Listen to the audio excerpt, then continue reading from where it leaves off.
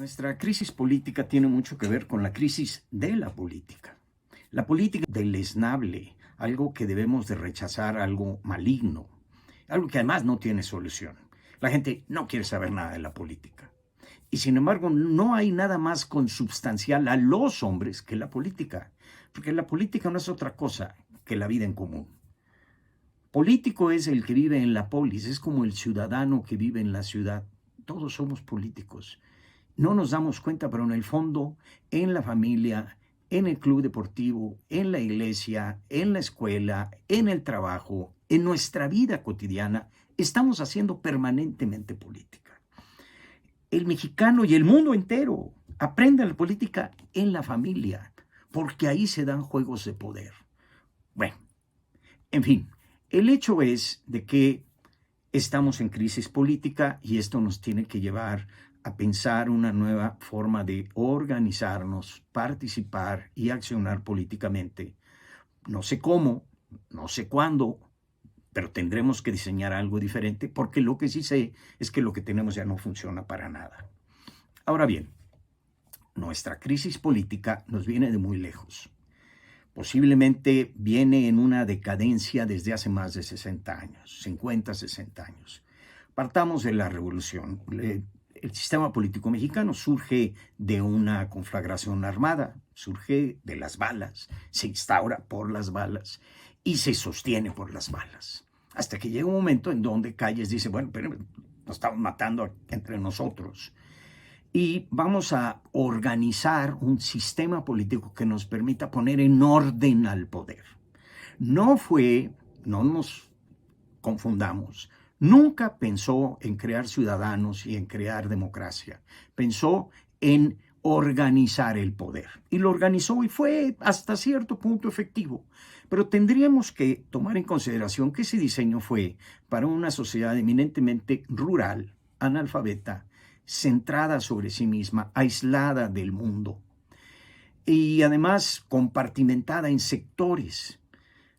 Era una ciudad muy sencilla, o eras campesino, o eras obrero, o eras del sector popular, trabajador, independiente, en fin, ahí donde cabía todo.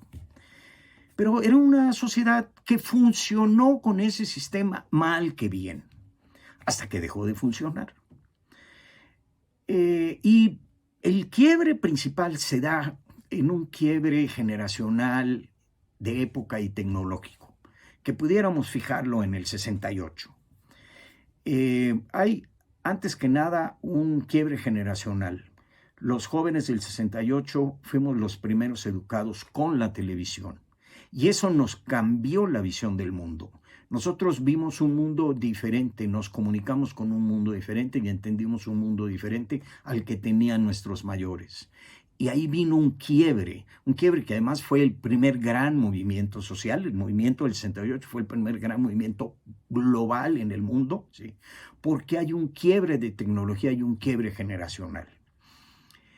En el 68 en México lo que sucede es que el sistema político fue incapaz de procesar la conflictividad social. Dejó de ser funcional, pero algo todavía más importante, dejó de ser percibido como funcional.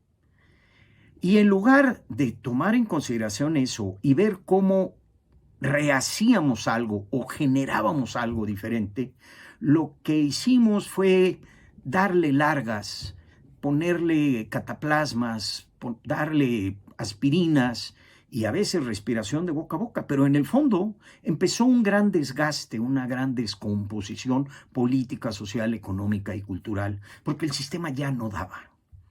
Y no quisimos aceptar que ya no daba. Bueno, después de ese envejecimiento propio del sistema, vino una moda, y fue la moda del estado espectáculo, de la política espectáculo. El político se tuvo que mimetizar, se tuvo que adaptar a la televisión. Ya no podía hacer los grandes discursos elocuentes ante las masas, sino tenía que buscar el soundbite y tenía además que ser histriónico para llamar la atención del público, y en el momento en que captaba la atención del público, en ese momento sacar un mensaje en soundbites. Eso cambió la forma como el político empezó a entender su relación con el mundo. De ahí surgió otra moda, la moda de la antipolítica. Y durante muchos años tuvimos a unos políticos que hicieron política denostando a la política. Y entonces ellos decían que ellos sí eran políticos porque no hacían política, porque la política era deleznable. Y fueron diputados, senadores, gobernadores, secretarios de Estado, y vivieron y crecieron y triunfaron atacando a la política. Es decir, estaban escupiéndole a la sopa que se estaban comiendo. Pero la gente les creyó, y bueno, si este señor dice que la política no sirve y es político, pues él debe de saber. Vino después de ello la guerra sucia. Durante muchos años, el PRI y el PAN se dedicaron a pelearse entre sí, levantándose las crinolinas y aventándose lodo. Ante el ciudadano común y corriente, si los políticos se están atacando entre sí, los dos son igual de malos y de corruptos y de inservibles, pues ¿cómo vamos a creer en la política? Entonces hicimos política de la mano de los publicistas, que fueron los que inventaron esta dinámica de la Guerra Negra, otra vez atacando a la política y depreciando la política. Llegó otro momento también muy importante, el momento de la ciudadanización. Es decir, inventamos a unos ciudadanos más ciudadanos que los ciudadanos. Es decir, unos ciudadanos ciudadanizados a los que podíamos entregarles la carga de nuestra democracia para que ellos se hicieran cargo de ella.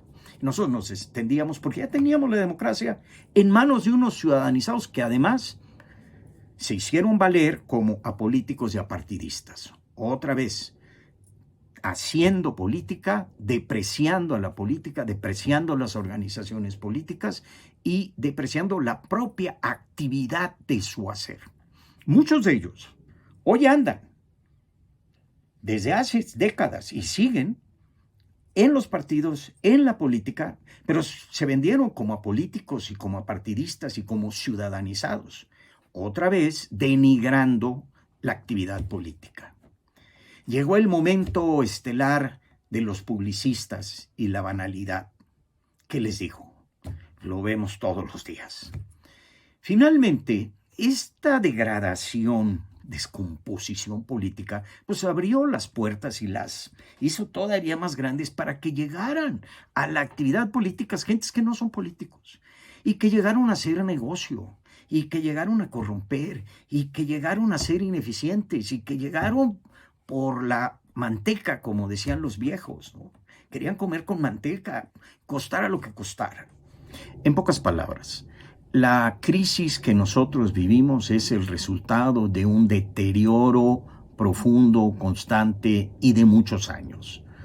Nosotros somos el fondo del fondo. Ya no queda para dónde más abajo. Tenemos que salvar la política. Tenemos que rescatarla como algo que no nos es ajeno, como algo que no es deleznable, como algo que no es nefasto. Lo nefasto es negar de ella. Y si no, veamos la situación que estamos viviendo.